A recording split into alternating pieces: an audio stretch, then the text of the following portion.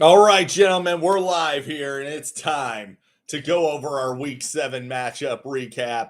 And I gotta say, it was a glorious week for some, not very good for others. Some would say it was the worst week, some would say it was the best week. But we gotta start off with one of the big losers of this week, and that's Joe. Lost Mike Evans. Quite frankly, we're gonna talk about this a little bit. Todd Bowles is an absolute moron. He should probably be fired. Mike Evans had no business playing in this game. I get they wanted to get him his 100th touchdown at home in front of the home fans, but they're playing at home next week against Atlanta, which is a divisional game, much more important. Should have sat him down. He gets his 100th touchdown. And then they keep him in the game despite the fact that he can't freaking walk. He's limping on the sidelines. And to make matters worse, this dipshit calls a go route with a guy with a pulled hammy. Mike Evans, because he's awesome, roasts the corner, but rips his hamstring right off the bone. I assume you're going to see Mike Evans hit the IR. He went in for an MRI on the hammy. That's not good.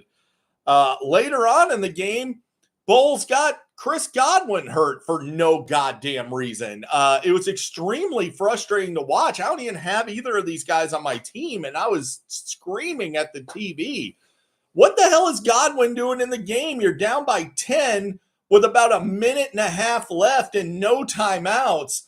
There was just no reason. The game was over. The Ravens had pulled their starters. It was just a matter of just straight trying to hang on. I'm getting these. Don't these clients know that I'm trying to do these videos right now? In any event, that'll go off in a second. Todd Bowles, absolute idiot. He should be fired. He should be loaded into a cannon and fired into the sun. He's a moron, and he should never work in the NFL again. He should certainly not be in charge of players at all. This idiot after the game literally said, I always protect my players. No, you don't, shithead. You just lost two guys, arguably your best two guys, for no reason. Didn't have to lose them. Moving forward, Joe lost Mike Evans probably for at least 4 weeks. Deebo Samuel's in the hospital. We don't, no timetable there. Hope he gets well soon. DK Metcalf's going to be out the next 2 weeks because they have a bye in a couple weeks.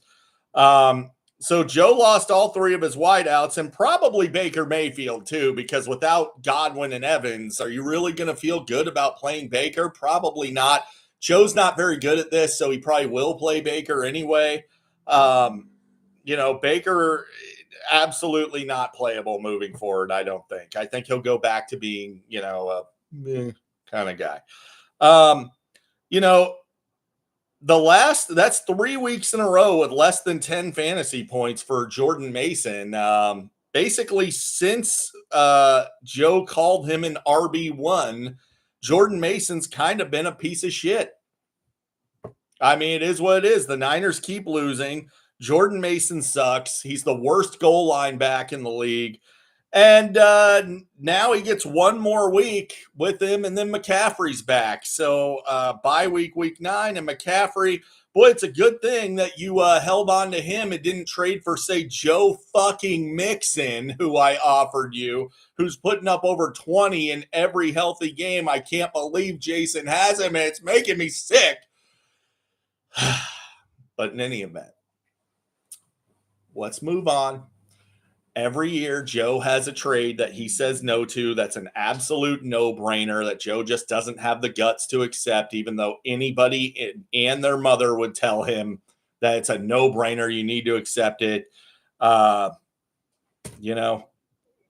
going to be, what are you, 3-4? And now you're about to lose Mason, and you just lost all three wideouts. Boy, man, that sucks. For my team, I'm just going to kick the shit out of you guys all season long. It's pretty much over. I'm going to win the championship. It is what it is. Now we look at Comrade Kamala laying down a vicious beating on No Diddy. So Jason just hammering Paul. in a display of bald-on-bald violence, the likes of which we usually don't see. Joe, you suck. In any event, Brian Thomas Jr. does not suck. Absolute animal. The guy's a freak. He's awesome. Joe Mixon, like I said, he's killing it. Derrick Henry looks like the best player in fantasy. And Jason's got 1 more week or 2 more weeks, and then he'll have McCaffrey, who is probably the best player in fantasy. Jason looks like he's on collision course with the tribal chief here to get his ass kicked in Best Friends Bowl Part 2. So that's Jason. Not much need to spend much time on Paul's team. He did roll out the dreaded twin tight end set, but I'm going to give Paul some props on moving off of Mahomes. Mahomes is a bum, not rosterable. I really think Jason did you a favor there. Now, Trey getting a rare win over Tony Jr., and Tony had Godwin, who's now out for the year. That absolutely sucks. I feel terrible for Tony. He's getting Cooper Kupp back this week. Right when he gets Cooper Kupp back, Chris Godwin goes down. It's just a bad situation. And it's got to be frustrating because, again, it really didn't need to happen. That being said, for Christ's sake, you guys stop starting Colts receivers when Anthony Richardson's starting. Josh Downs is awesome. I get it. But he's good when Flacco's in. When Richardson's in, I don't want any part of anybody on this offense. I guess maybe Jonathan Taylor if I didn't have 3 better running backs already. But, their offense is just useless when it's not Joe Flacco and when it is Anthony Richardson. Jackson Smith-Njigba is a safe drop at this point. Bijan Robinson starting to look like the superstar we all thought he was going to be. And Tony gets the big Tua bump for Devon Achane, who should be a top 7-ish running back for the rest of the season. So between Bijan and Achane, Tony is going to be competitive. He gets CeeDee Lamb back from the bye. Tony's going to be tough moving forward. Trey, not so much, but he did get the dub this week. So congratulations, Trey.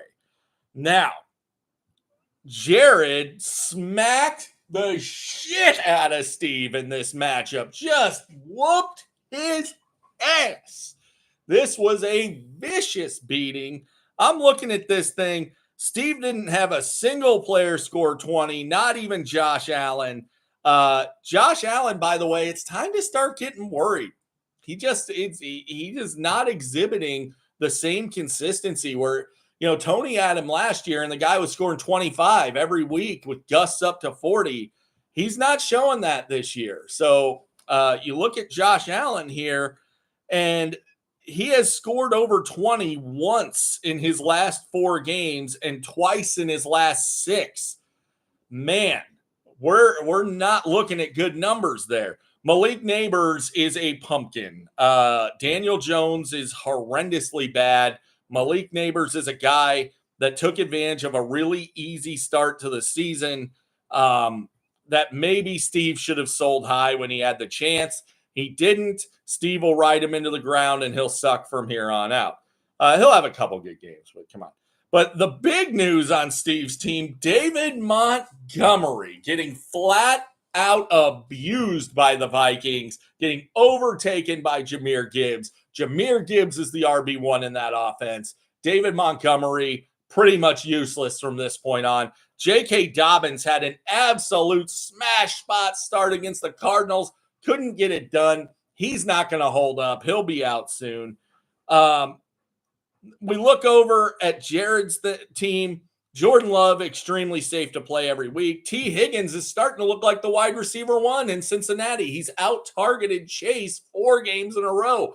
Why are they doing that? Because the Bengals are stupid and Joe Burrow's not a great quarterback. That being said, though, T. Higgins, gotta love him moving forward. Tyreek Hill, gonna be awesome the second Tua comes back, which is this week. Then we got Aaron Jones. Savvy trade there for Jared. Aaron Jones looks fantastic moving forward. Tank Bigsby looks awesome. Nick Chubb's going to get better as it goes. Jared looking like a fringe playoff team. Steve starting his plummet to the bottom. And lastly, Tony Sr. Schmacked around Kev. Pretty brutal matchup here. Kev lost Brandon Ayuk to a torn ACL for the season. Zay Flowers hurt his knee. Jaden Daniels is going to be out next week with hurt ribs. By the way, it's never a good strategy to play 3 or 4 guys from the same team, because that, like you just saw here, he played 4 guys from one team. One guy gets hurt and it screws up everybody. It's just not, it's a very upside limiting move. It's typically speaking not going to work. This was a week where Washington scored 40 points too, and he still missed his projection overall on those 4 players. 53 points from Kev, one of the worst weeks of the season. Don't feel bad for him. You know, talked a lot of shit and you're not very good. So it is what it is. Maybe you'll learn some lessons and do better next year. Probably still get your ass kicked though next year. Tony Sr. is a paper tiger. Not really worried about Javonte Williams scoring 23. I don't think that'll ever happen again. Lamar scored 38. That'll likely be his biggest game of the season. Not that Lamar's not awesome. He'll keep putting up weeks, but that'll probably be the high water mark of the season. So there you go. There's your matchup recap. And I will see you Thursday for some previews. Catch you later. Joe, you suck.